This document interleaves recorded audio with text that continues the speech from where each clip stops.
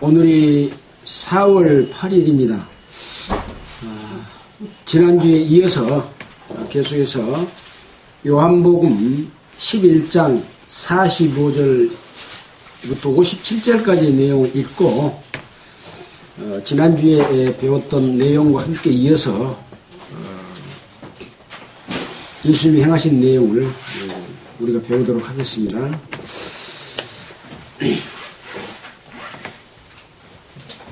요한복음 11장 45절 마리아에게 와서 예수의 하신 일을 본 많은 유대인이 저를 믿었으나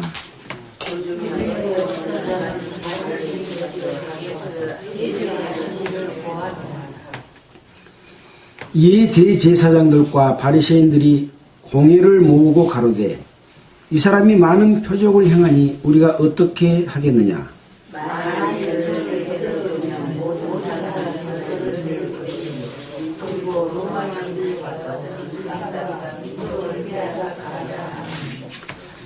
그 중에 한 사람 그의 대제사장인 가야바가 저희에게 말하되 너희가 아무것도 알지 못하는도다. 한 사람이 백성을 위하여 죽어서 온 민족이 망하지 않게 되는 것이 너희에게 유익한 줄을 생각지 아니하는구나 하였으니 이 말은 스스로 함이 아니요 그의 대제사장이므로 예수께서 그 민족을 위하시고 또 그 민족만 위할 뿐 아니라 흩어진 하나님의 자녀들 모아 하나가 되게 하기 위하여 죽으시는 일이 말함이라. 이날부터는 저희가 예수를 죽이려고 머리하니라. 그러므로 예수께서 다시 유대인 가운데 드러나게 다니지 아니하시고 여기를 떠나 귀인들 가까운 곳인 에브라임이라는 동네에 가서 제자들과 함께 거기 요하시니라. 유대인의 명절이 가까우매 많은 사람이 자기를 선결케 하기 위하여 6월절 전에 시골서 예루살렘으로 올라갔더니 저희가 예수를 찾으며 성전에 서서 서로 말하되 너희 생각에는 어떠하뇨? 저가 명절에 오지 아니하겠느냐 하니 이는 대제사장들과 바리새인들이 누구든지 예수 있는 곳을 알거든 고하여 잡게 하라 명령하였음이로라. 네, 거기까지 읽겠습니다. 반갑습니다. 그동안에 너무 열심히 일하느냐고 참 피곤하셨죠. 저도 새벽부터 일찍 저녁까지 여러 가지 일들을 하느라고 바빴습니다. 아무튼 함께 손을 맞잡고 일을 해야 될 때인데 좀 미안한 생각이 많이 듭니다. 자, 우리는 지난주에 요한복음 11장에 기록된 죽은 지 나흘이 되는 벌써 죽어서 무덤에 넣어두고 썩어서 냄새가 나는 이 나사로를 예수님께서 살리신 내용의 기록을 살펴봤습니다. 이러한 사실들이 어떠한 의미를 주고 있는가? 또 나는 하나님을 믿는데 그 하나님의 아들인 예수 그리스도를 어떻게 믿고 있는가 하는 것들을 살펴보는 중요한 그런 내용이죠. 그동안에 예수님께서는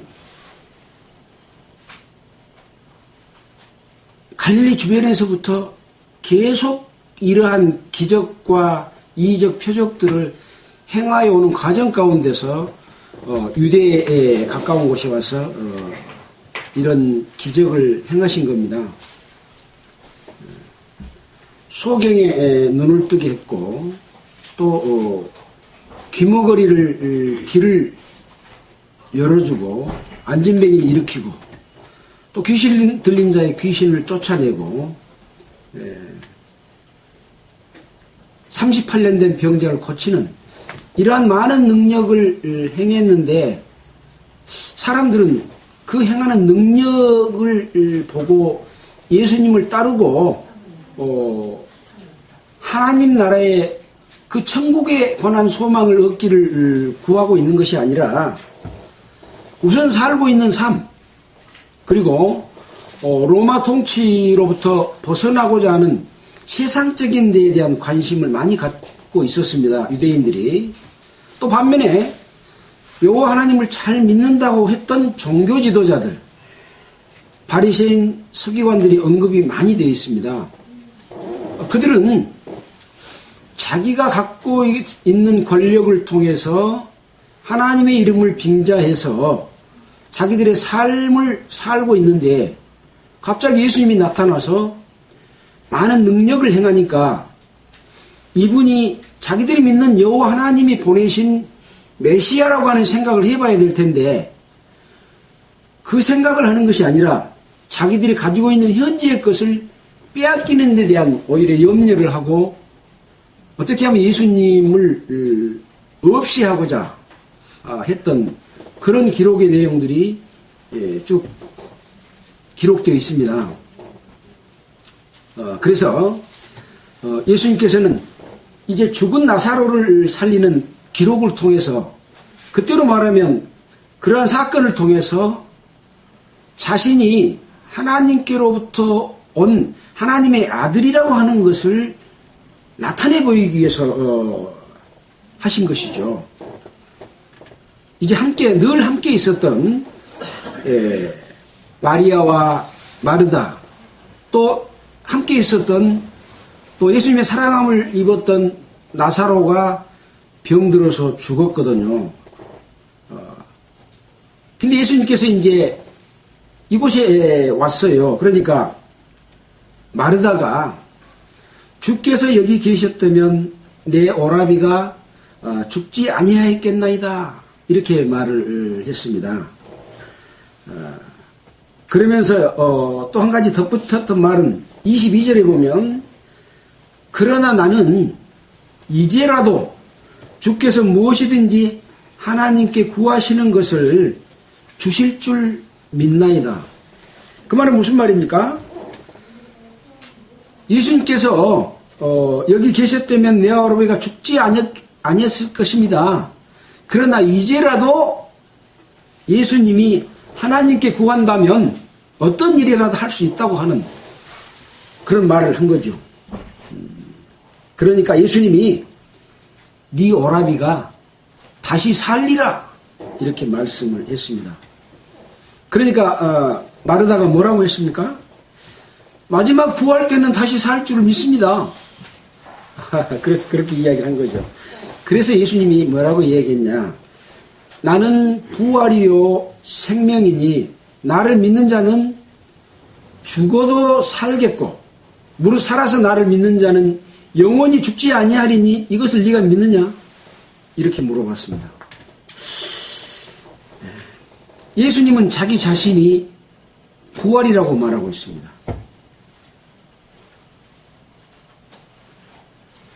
또 자기 자신을 생명이라고 말하고 있습니다. 그래서 이 말의 의미는 엄청난 우리에게 능력과 그것이 복음인 거죠. 이것을 믿고 있었다면 이 동생들, 누이들, 이런 사람들이 나사로의 죽음을 보고 울지 않았을 겁니다. 슬퍼하지 않았을 겁니다. 왜? 나를 믿는 자는 죽어도 살 것이니까. 다시 부활할 것이니까. 그리고 살아서 나를 믿는 자는 영원히 죽지 않는다. 살아서 나를 믿는 자는 영원히 죽지 않는다는 말은 어떤 말이겠습니까?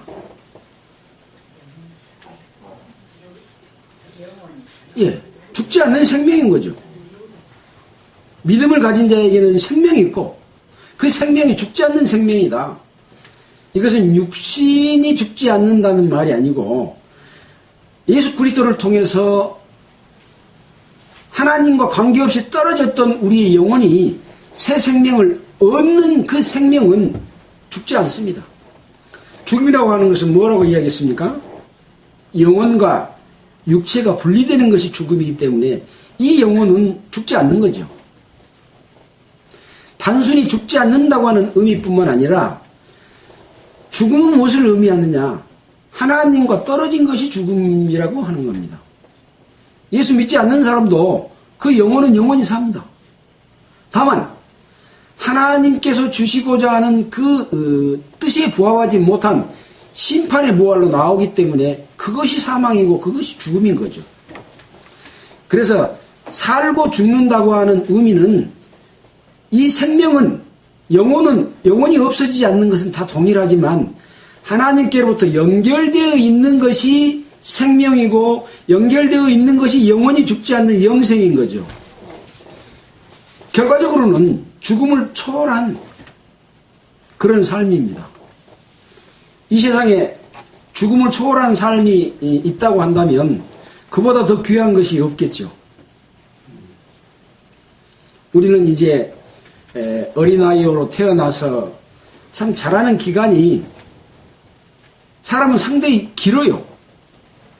동물들은 태어나면 그냥 바로 일어나서 뛰어나서 달려다니잖아요. 얼마 동안 젖을 먹다가 금방 풀을 뜯어먹고 금방 성장을 하는데 사람들은 아이를 낳아놓으면 그 성장하는 기간이 참 긴 것 같아요. 어쩌면 제일 길지 모르겠습니다. 예. 그러나 이제 그 생명이 그렇게 귀하게 커서 이렇게 성장을 하는 과정 가운데서 인간의 그 귀함과 그 생명의 중요성들을 더욱더 가치 있게 보여주는 그런 부분이지도 않을까 그렇게 생각을 해봅니다. 그래서 이런 생명이 언젠가는 한번 태어났다가 한번 죽는 것은 모든 사람에게 정해진 것인데 그래서 사람들은 그 죽음을 슬퍼하고 죽지 않으려고 하는 그래서 중국의 진시황은 불로초를 구하기 위해서 전 세계에 자기의 그 하인들을 보내서 노력을 했지만 결과적으로는 죽었지 않습니까?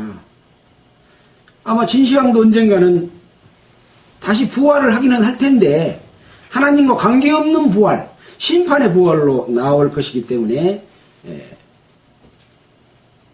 찾고자 하는 진짜 생명은 하나님과 관계를 회복하는 것이 진짜 생명이라는 거죠.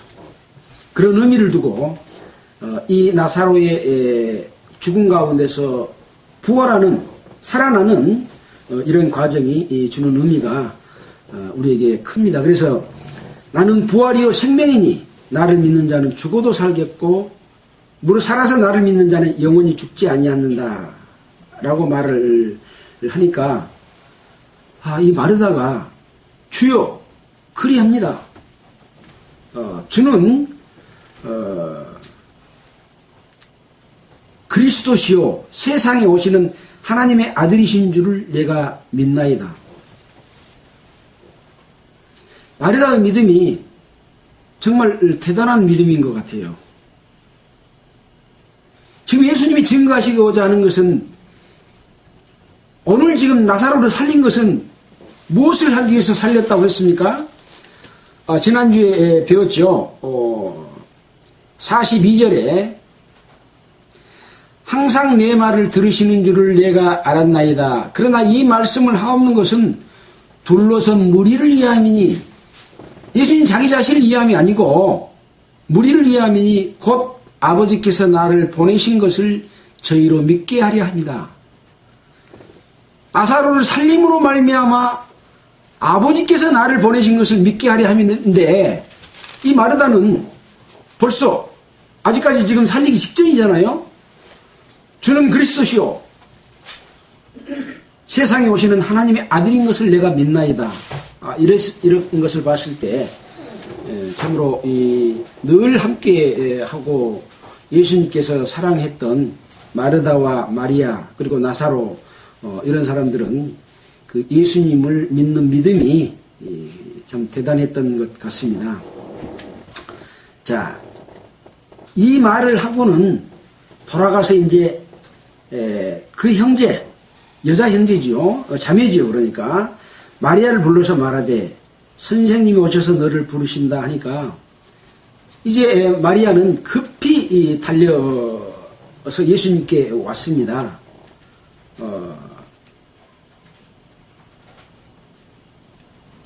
마리아가 예수 계신 곳에 와서 보이고 그 발 앞에 엎드려 가로되 주께서 여기 계셨다면 내 오라비가 죽지 아니하였겠나이다 하더라. 이 말은 아까 방금 마르다가 주는 그리스도시요 하나님께서 보내신 아들인 것을 믿습니다 라고 말하기 이전에 똑같이 말했던 마르다의 말과 이 마리아의 말이 똑같습니다.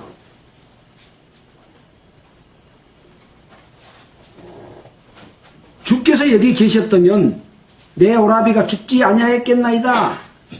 15절에도 15절입니까?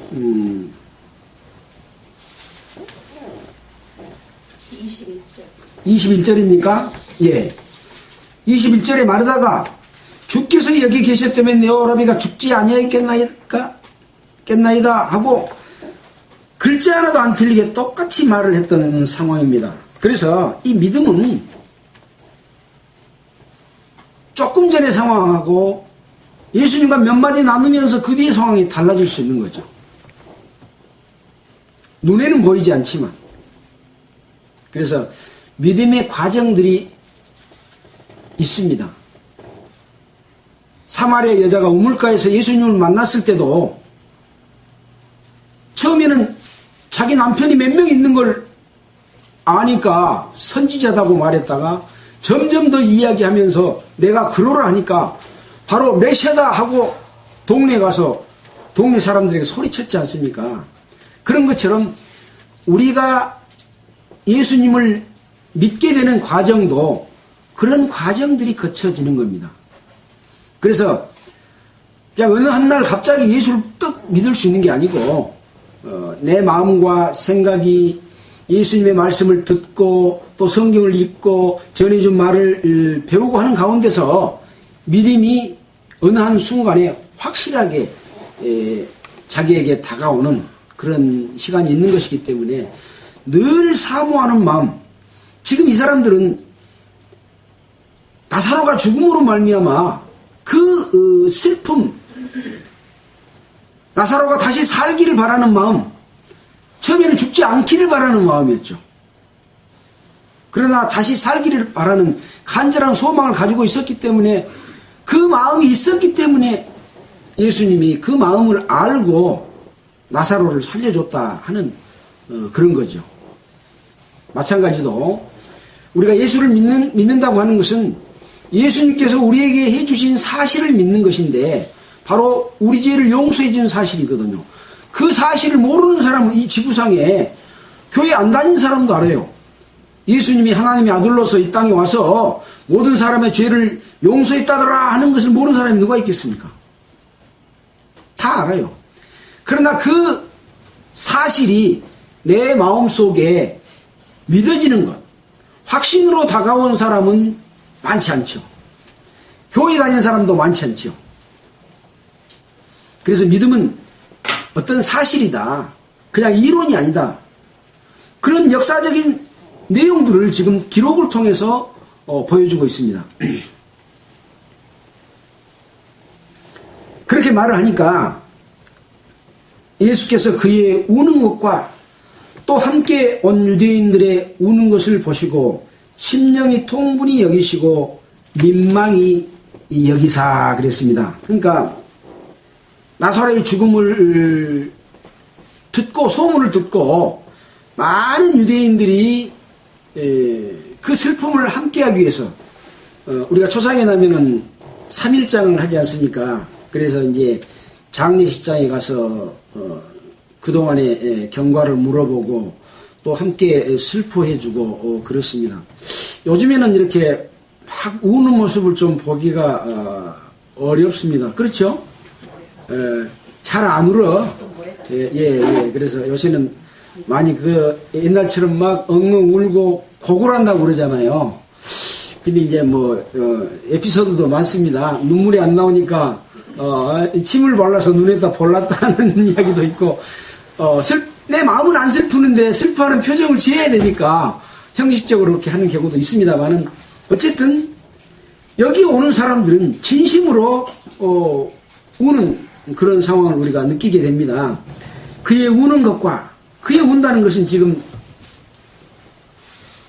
마리아를 만났잖아요. 마리아의 우는 것과 또 함께 온 유대인들의 우는 것을 보시고 심령의 통분이 여겼다. 이제 이 심령의 통분이 여긴 것은 첫째로 예수님 자기 자신도 함께했던 나사로를 생각하면서 나사로의 그 죽음을 슬퍼하는 부분이 있었겠습니까? 내가 지금 다시 살려줄 건데 오히려 그것보다는 내가 그동안에 늘 여러분과 함께 있었는데 내가 나사로를 살릴 것에 대한 것은 생각지도 못하고 죽어있는 그 자체만 가지고 나를 제대로 아직까지 알아보지 못하는구나. 그거에 대한 오히려 통분함이었을 걸로 생각이 됩니다. 아까 그랬잖아요. 나는 부활이다. 내가 곧 부활이다. 또 내가 생명이다. 그래서 영원히 죽지 않는다는 것은 생명이고 다시 살아난다는 것은 부활을 의미하는 것이거든요. 근데 여기 있는 사람들이 우는 것은 아직 예수님을 믿지 못하는. 근데 지금 누구는 믿었어요? 마르다는 먼저 믿었어요. 아까 그랬잖아요. 주는 그리스도시요 세상에 오시는 하나님의 아들인 것을 믿습니다. 먼저 마리아가 확신을 한 거예요. 부활이고 생명이신 그리스도. 이제 마리아도 함께 이제 그 사실을 보게 됩니다. 자, 통분이 여시고 민망히 여기사 가라사대 그를 어디에 두었느냐? 가로되 주여 와서 보옵소서 하니 예수께서 눈물을 흘리시더라. 이에 유대인들이 말하되 보라 그를 어떻게 사랑하였는가 하며, 그러니까 이제 예수님이 흘리는 눈물을 보고 정말로 예수님이 나사로를 사랑했구나. 주변 사람들은 그렇게 보고 있었습니다. 그 중에 또 어떤 사람들은 왜 이 예수가 소경에 날 때부터 소경된 자를 지지난주에 배웠지 않습니까? 그 소경된 자는 눈을 뜨게 한 이 사람이 나사로는 죽지 않게 할 수 없었더냐 하고 말을 합니다.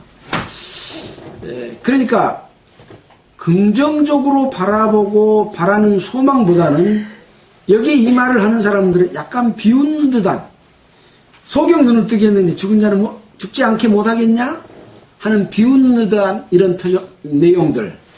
그래서 우리가 예수 그리스도의 복음이 전해질 때 어떠한 마음으로 전해지는 복음을 받아들이냐가 굉장히 중요합니다. 바른 마음으로 받아들인 사람은 예수를 영접하는, 예수님이 그 사람 마음속에 쑥 들어오는 이런 믿음을 가질 수 있는가 반면에 그걸 배척하고 비웃고 예수 믿는 사람을 비방하고 그렇게 되면은 그 사람에게는 예수님이 들어가지 않는 거죠. 그건 뭐냐? 자기 스스로가 예수님을 밀어내고 담을 쌓는 거죠. 이에 예수께서 다시 속으로 통분히 여기시며 무덤에 가시니 무덤이 굴이라 돌로 막았거늘. 이렇게 유대인들은 이렇게 굴 속에다가 시체를 넣어놓고 앞에 돌로 이렇게 막는 그러한 그 장례 풍속이 있습니다. 그래서 돌로 막았거늘 예수께서 가라사대 돌을 옮겨 놓으라 라고 말을 했습니다. 돌을 옮겨 놓지 않으면 이제 나사로가 살아나서 나올 수 없지 않습니까? 돌이 무덤을 막았는데 크게 돼 있고, 지금 속에 있는 나사로는 얼굴도 손도 발도 동여져 있습니다. 얼굴도 수건으로 가려져 있습니다. 나오겠습니까? 못 나오겠죠. 어디가 문인지 어디가 돌이 있는지도 모르죠. 자, 그래서 돌을 옮겨 놓으라 이렇게 말씀을 했습니다. 그러니까 그 죽은 자의 누이 마르다가 가로되 주여 죽은 지가 나흘이 돼서 벌써 냄새가 납니다. 요즘만 같아도 나흘 되면 냄새, 뭐 가까이 있으면 냄새는 나겠죠. 그러나 여기서 표현한 만큼 그런 냄새는 나지 않았을 거라 생각이 되는데, 이 말은 벌써 썩어져 가고 있다, 부패하고 있다, 그런 의미의 말입니다. 그래서 예수께서 내 말이 네가 믿으면 하나님의 영광을 보리라 하지 아니하였느냐? 지금 죽어서 썩어간다고 하지만 네가 믿으면 하나님의 영광을 본다. 하나님의 영광을 본다는 것은 무엇이겠습니까? 예수님이 행하신 능력을 보고 예수님이 하나님의 아들인 것을 믿으면 그 믿음으로 하나님의 영광을 받으시고 그 영광이 나의 기쁨으로 돌아와서 나의 영광이 되는 거예요. 그래서 예수를 믿고 구원받은 사람이 속에 기쁨이 온 것은 하나님의 영광을 받으셨다는 증거가 내 마음속에 오는 거예요. 그래서 예수를 믿고 죄사함을 받아서 구원을 받는데 기쁨이 하나도 없어. 그러면 그 사람 좀 재검토해 봐야 돼요. 하나님의 영광을 안 받았으니까 기쁨이 없는 거예요. 내 죄가 용서됐다는 사실이 믿어지면 안에 기쁨이 넘쳐가지고 우선 방금 전에 죄 때문에 고민했던 얼굴이 확 펴지면서 내 죄가 없어졌네. 그럼 죄가 없어졌으면 어디 가요? 천국 가는 거예요. 지옥을 가고 싶어도 못 가. 그런 마음이 내 마음에 쏙 들어와서 기쁨이 넘치는 거예요. 그때는 이미 하나님께서는 영광을 받으셔버린 거예요. 그래서 하나님의 영광과 믿음을 통한 영광은 동시에 쫙 이루어져 버린 거예요. 예. 이것이 구원인 거예요. 구원, 죄사함으로서 믿어지는 믿음인 거예요. 바로 이 나사로를 살려서 그 능력을 보는 순간, 예수님이 하나님의 아들이구나. 하나님의 능력을 지금 나타내고 있구나. 이것을 믿으면 하나님의 영광을 받으시는 거예요. 그럼 어째요? 나사로가 살아나죠? 살아나면 그 살아난 것을 보고 동시에 그것을 보고 있던 사람의 마음에 방금까지 울었던 그 마음이 기쁨으로 확 바뀌는 거예요. 하나님의 영광을 받으셨고 사람도 영광을 함께 느끼는 거예요. 그래서 영광을 보리라 하지 않았느냐, 이런 말씀입니다.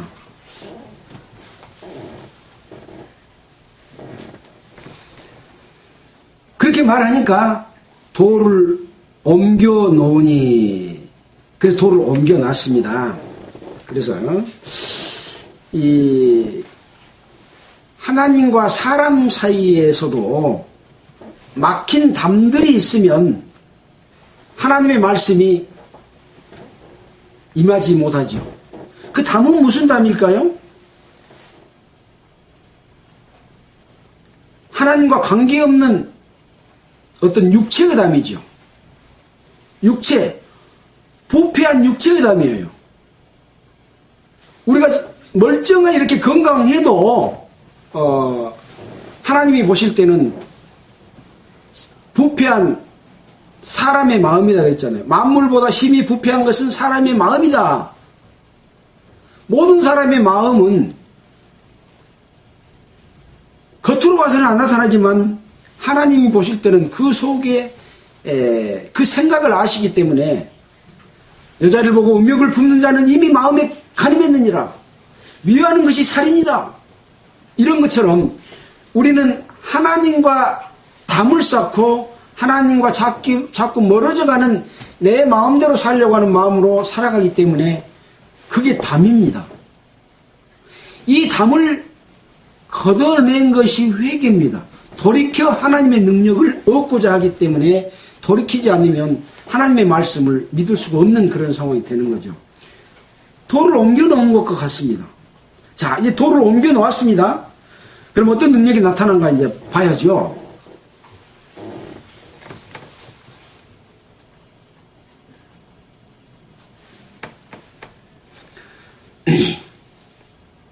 돌을 옮겨 놓으니 예수께서 눈을 들어 우러러보시고 가라사대. 눈을 들어 우러러보시고 누구를 봤다는 얘기입니까? 하늘에 하나님의 영광을 구하는 자세죠. 눈을 들어 우러러보시고 아버지여 내 말을 들으신 것을 감사하나이다. 하나님께서 보내셨고 하나님께서 명하신 일만 지금 예수님 하시잖아요. 하나님께서 시키신 일만 해요. 예수님이 이 땅에 올 때는 아들로서 왔지만 하나님의 뜻을 이루기 위한 종으로서도 오셨어요. 그래서 아버지께 듣고 배운 것만 나는 한다. 그랬기 때문에 아버지께서 예수님의 말을 계속 들어주는 거예요. 능력을 행할 때마다 아버지의 능력이 나타나는 거예요. 육신이 예수님의 능력이 나타나는 게 아니라. 그러니까 아버지여, 내 말을 들으신 것을 감사합니다. 항상 내 말을 들으시는 줄 내가 압니다. 어쩔 때는 들어주고 어쩔 때는 안 들어주고. 예수님은 그렇지 않았습니다. 항상 하나님의 뜻 가운데 있고 항상 하나님의 뜻을 구하고 그렇게 살아왔기 때문에 그렇습니다. 근데 사람은 구원을 받고 하나님의 자녀가 됐어요. 하나님의 영광을 얻었어요. 그런데도 자꾸 사람의 생각, 사람의 방법, 사람의 욕심을 추구하고 살게 되면 항상 하나님이 그 사람 가운데서 나타나 줄까요? 안 나타나는 거예요. 그래서 늘 하나님께 기도하고 그러면서도 어떤 일을 하면서도 항상 하나님을 생각하면 늘 그 사람 가운데 하나님의 영광이 와서 마음이 항상 기뻐. 몸은 피곤한데 마음은 즐거워. 이런 삶을 살면 훨씬 더 건강하고 재미있는 삶을 사는 거죠. 왜? 그건 하나님께로부터 오는 우리 생명을 주시고 우리에게 기운을 주시고 우리에게 능력을 주시는 아버지의 힘으로 살 수가 있기 때문에 늘 구하는 것처럼 살게 되면 여기 예수님이 말했던 것처럼 항상 내 말을 들으시는 줄 내가 압니다. 여러분도 아버지 하나님이요 항상 내 말을 들으시는 줄 압니다. 그러면 어떤 삶이겠습니까?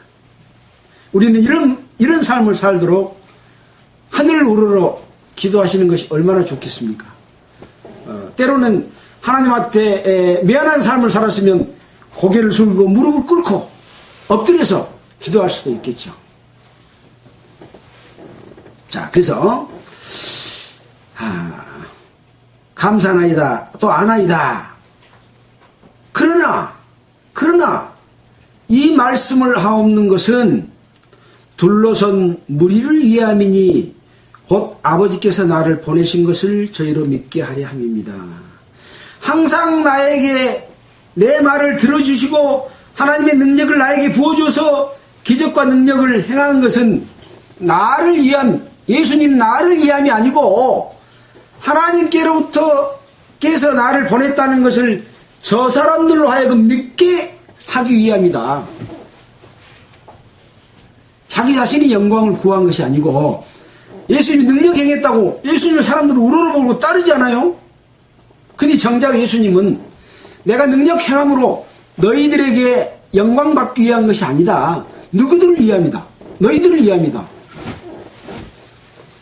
그래서 인간적으로는 또 예수를 믿는 사람 중에 또 이렇게 설교하는 그런 사람들이 설교를 잘하면 와 우리 목사님 말씀 잘하시고 최고야 이런 말을 들으면 우쭐해가지고 목소리가 더욱 그냥 거룩해지고 뭐 엄숙한 것처럼 뭐 선포하노라 하고 그런 것이 아니라는 거죠. 내 속에 나타나는 하나님의 능력과 하나님의 말씀이 전해지는 것을 기뻐하게 되면 나는 더욱 낮아지고 내 속에 있는 그리스도만이 존귀케 되기를 바라는 마음이 목사들 또 복음 전하는 자들에게는 다 그것이 있어야 되는 거예요. 또 일반 우리 성도들에게도 그런 마음이 다른 사람에게 나타내 보이면 항상 겸손할 수밖에 없잖아요. 내 속에 있는 그리스도가 존귀되려면 내가 드러나기보다는 내 속에 있는 왜 저 사람은 저렇게 맨날 헌신하고 봉사하고 그러면서도 웃음이 끊이지 않을까? 저 사람은 항상 뭔가 속에가 기쁨이 넘치는 것 같아. 근데 저 사람이 예수를 믿으니까 예수님이 주시는 어떤 그 기쁨으로 저 사람은 살아가는구나. 이런 모습을 보이면 그 자체가 전도잖아요. 뭘 보여줬기 때문에? 내 속에 있는 예수님이 주는 기쁨을 보여줬기 때문에 그런 거예요. 그래서 인간이 드러나면 안 되는 거예요. 항상 이 예수님처럼 이 말을 하고 있는 것은 나를 위함이 아니라 무리를 위함이다. 곧 예수님의 하나님이 능력을 나타냄으로 말미암아 저희로 믿게 하려 합니다. 그런 내용이죠. 이 말씀을 하시고 그러니까 막 그냥 와서 바로 나사로를 살릴 수도 있었겠죠. 근데 이런 과정들을 거치는 이유는 사람의 마음들이 어떻게 예수를 믿는 과정들을 설명해 줌으로 말미암아 나도 예수님처럼 저런 내용을 통해서 내가 믿음을 갖도록 하는 그런 것을 보여주기 위한 거죠. 그래서 그런 과정을 통해서 큰 소리로 나사로야 나오너라 이렇게 말을 하니까 나사로가 벌떡 일어나서 나오는데 어쨌다고 그랬어요? 죽은 자가 수족을 배로 동인 채로 수족이 뭐예요? 수족 손 숫자 발 족자 손도 이렇게 동여져 있고 또 발도 동인 채로 나와 깨금박질했을까 어쨌을까 참 거의 심통해요. 두 발 다 묶어보면 걸을 수 있겠어요? 어찌됐든 쫙 밀쳐서 나온 것도 나온 관계에 있을 것입니다. 아마 이것도 성령께서 쫙 묶인 발까지 쫙 끌어내 보여주신 능력이 죽은 자를 살리는 능력뿐만 아니라 나사로를 쫙 끌어내는 능력까지 보여주셨을 것 같아요.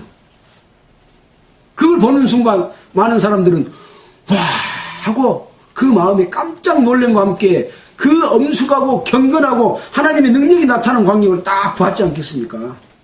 네. 수족을 동인 채로 나오는데 그 얼굴은 수건에 쌓여있더라. 얼굴도 가려져 있어. 수건으로 쌓여있어. 안 보일까지 알아요 앞에. 근데도 쫙 나왔던 거죠. 그러니까 예수님이 풀어놓아 다니게 하라. 나사로가 죽었다가 살아났지만 발이 묶이고 손이 묶이고 수건으로 얼굴을 가려있으면 움직일 수가 있어요 없어요? 못 움직여. 우리가 구원을 받았지만 하나님의 능력이 우리 속에 들어왔지만 우리가 묶여 있으면 하나님의 일을 할 수가 없어요. 묶인 손도 풀고 발도 풀고 눈에 가리운 수건도 풀어줬을 때 나사로가 나와서 예수 그리스도가 나를 살렸다 하고 전파하지 않겠습니까? 우리는 생명을 얻었지만 많은 것이 묶여서 살아요.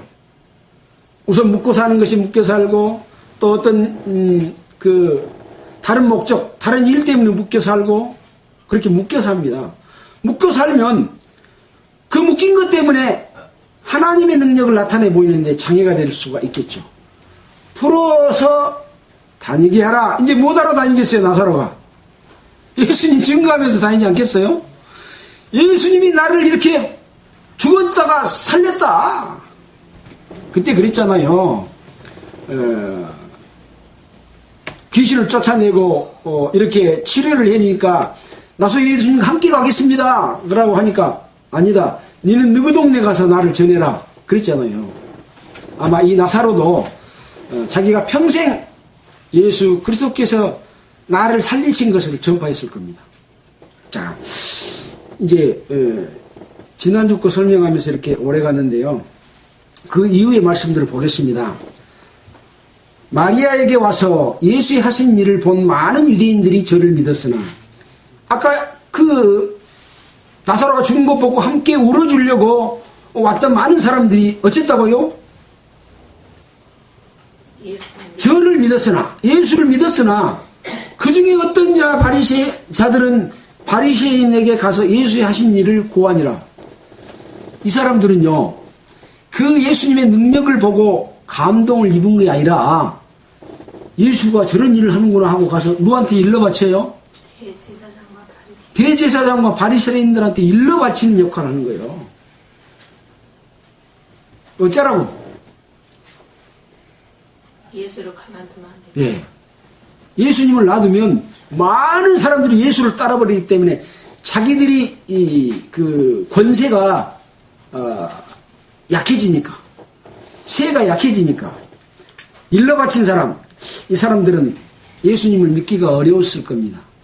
자, 47절에 이에 대제사장들과 바리새인들이 공회를 모으고 가로되 이 사람이 많은 표적을 행하니 우리가 어떻게 하겠느냐. 만일 저를 이대로 두면 모든 사람이 저를 믿을 것이요 그리고 로마인들이 와서 우리 땅과 민족을 빼앗아가리라. 이렇게 걱정을 오히려 했습니다. 많은 사람이 예수님을 따라버리게 되고 지금 예수를 믿는 사람들은 이제 또 예수님을 붙잡아서 왕을 삼으려고 할 것이 아니냐 하고 이 대제사장이나 바리새인들은 그렇게 생각을 했어요. 그러면은 지금 왕은 누가 왕입니까? 로마 통치를 받고 있었기 때문에 로마 가이사 황제가 이 이스라엘 나라를 통치하고 있는데 유대인의 왕이, 로마가 세우지 않는 유대인의 왕이 백성들이 왕을 추대해버리면 로마가 우리나라를 쳐들어와 가지고 다 뺏어볼 것이다. 우리를 죽일 것이다. 그러니 큰일 났다. 그러니까 세상적인 눈으로 보는 거예요. 하나님의 능력이 지금 나타나서 이런 영광을 행하고 있는 것은 안 보여요. 우리 땅과 민족을 빼앗아가리라 하니 그 중에 한 사람, 그의 대제사장 가야바가 너희는 아무것도 알지 못한다. 한 사람이 백성을 위하여 죽어서 온 민족이 망하지 않게 되는 것이 너희에게 유익한 것을 알지 못하느냐? 이것은 구약 성경에 예수님이 화목제물로 오셔서 돌아가시고 함으로 말미암아 이스라엘 백성들이 구원받을 거에 관한 구약의 예언들이 있는 것을 이 가야바 대제사장이 말을 한 거예요. 근데 가야바 지 말을 한 게 아니에요. 여기 보니까 너희에게 유익한 줄로 생각지 아니하는도다. 이 말은 스스로 함이 아니요 그의 대제사장이므로 예수께서 그 민족을 위하고 또 그 민족 위할 뿐만 아니라 흩어진 하나님의 자녀를 모아 하나가 되게 하기 위하여 죽으실 것을 미리 말함이로라. 가야바에게 그의 대제사장이기 때문에 하나님의 능력으로 구약에 기록된 말씀이 생각나서 예수님이 죽어서 우리 민족과 흩어져 있는 이방 사람들을 하나로 만들 것이다. 이 하나로 만든다는 것은 예수 믿는 사람이 하나님의 자녀로 태어나서 한 지체가 되고 한 교회가 이루어질 것을 가야바가 지금 말을 하고 있는 거예요. 자, 요한일서 2장 2절을 한번 잠깐 살펴보도록 하겠습니다. 요한일서 2장 2절에 보면 이런 말씀이 있죠. 제가 읽어드리겠습니다. 요한일서 2장 2절에 저는 우리 죄를 위한 화목제물이니 우리만 위할 뿐 아니요 온 세상의 죄를 이하심이라. 이렇게 화목제물로 오신 예수님이 붙잡혀 죽어서 흩어진 하나님의 자녀를 모아 하나가 되게 하여 주실 것을 이 가야바를 통해서 이 예수님을 죽이려고 하는 이들에게 지금 말하고 있는 겁니다. 예수님이 온 백성들을 이끌어 가지고 왕이 돼버리면은 로마로부터 우리 권력을 다 뺏기고 죽임을 당할 것이다 하는 염려하는 자들에게 이 가야바는 하나님의 나라가 이루어질 것에 관한 이야기를 해준 거죠. 이게 성경에 기록된 예언의 말씀을 그들에게 보여주기 위한 겁니다. 보여주면 깨달고 돌이켜야 되잖아요. 근데 결국은 이들이 예수님 십박에 못 박혀 죽이게 됩니다. 나중에.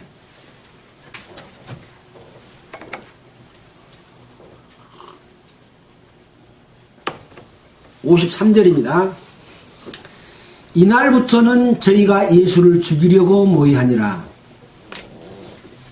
그러니까 하나님의 능력을 나타내 보이는 죽은 지 나흘이 되는 나사로를 살린 것은 하나님을 믿고 하나님의 영광을 보여주고 그 영광을 얻으라고 이 기적을, 표적을, 능력을 나타내 보였는데, 이 사람들은 오히려 이날부터 저희가 예수를 죽이려고 모의했습니다. 왜 그랬겠어요? 그들은 하나님의 말씀이 그들의 마음속에 없었기 때문에 그랬습니다. 누구의 말이 있어요? 마귀의 생각과 마귀의 가르침과 그동안 해왔던 잘못된 종교 관습이 그들을 지배하고 있었습니다. 하나님을, 여호와 하나님을 빙자해서 자기들의 권력으로 삼고 종교 권력으로 자기들의 배를 채우고 있었던 사람들이기 때문에 그것을 공고히 하기 위해서 오히려 예수님을 죽이는 쪽으로 가는 거죠. 기독교의 복음을 전한다고 하면서 그 권력으로 자기들의 먹고 사는 수단과 부귀 영화를 누리고자 하는 쪽으로 가게 되면 결국 우리를 위해 돌아가신 예수를 전파하는 게 아니라 예수를 죽이는 일이 되는 거예요. 바로 이 대제사장과 바리새인들만 그런 게 아니라 지금의 종교 지도자들도 이와 똑같은 모습이 아닌가 하고 생각을 해봐야 된다고 하는 것을 여기서 교훈해 주고 있는 거죠.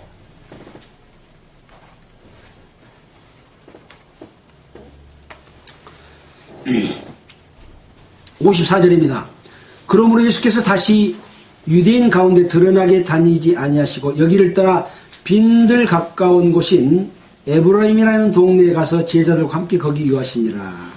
그래서 예수님께서는 이 죽이려고 모의한다는 것을 알고 항상 자기 때가 되기 전까지는 피하여 가기도 했고, 때로는 그럼에도 불구하고 담대히 하나님의 복음을 성전에서 계속 전파하시기도 했습니다. 그러나 자기 때가 되지 않았기 때문에 그들에게 잡혀주지 않았습니다. 또 잡을 수도 없었습니다. 왜? 하나님의 능력이 나타났기 때문에 많은 사람들이 예수님을 따르지 않아요. 예수님을 따르고 있는데 예수님을 죽이면 선지자들을 죽였다고 종교인들을, 이스라엘 백성들이 돌로 치기 때문에 무서워서, 무리가 무서워서 잡지 못하는 거예요. 그래서 결국 예수님을 잡을 때는 해질 무렵에 검과 몽둥이를 걷고 와서 사람들 없을 때 붙잡았잖아요. 그래서 예수님은 자기 때가 될 때까지 피하기도 하고 때로는 드러내기도 하는 일들을 반복해서 행하셨습니다.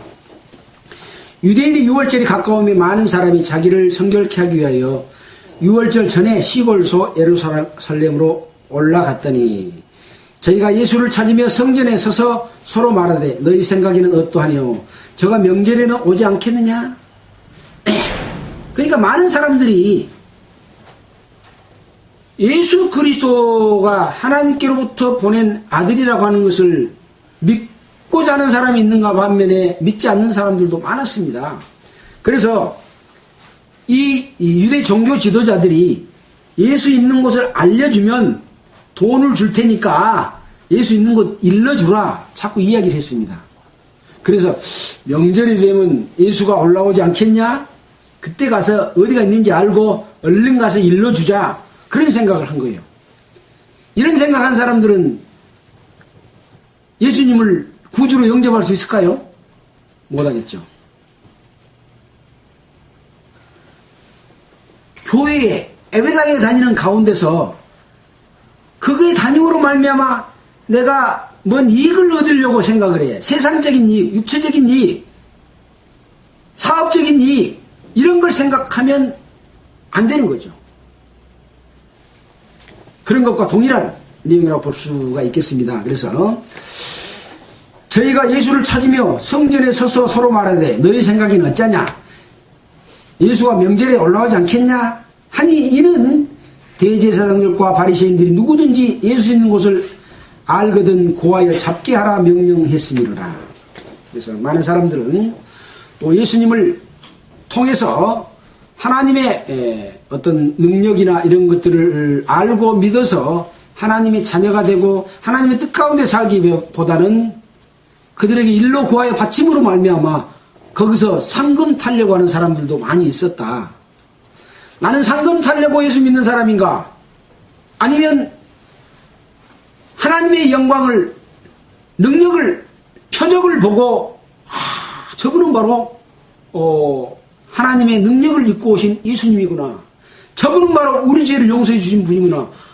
그 사실이 내 마음에 믿어져서 구원받기를 원하는 그런 삶을 살기 위해서 교회에 나오는가 하는 것들을 우리 자신을 살펴볼 필요가 있다고 하는 교훈을 주고 있는 거죠. 그렇습니다.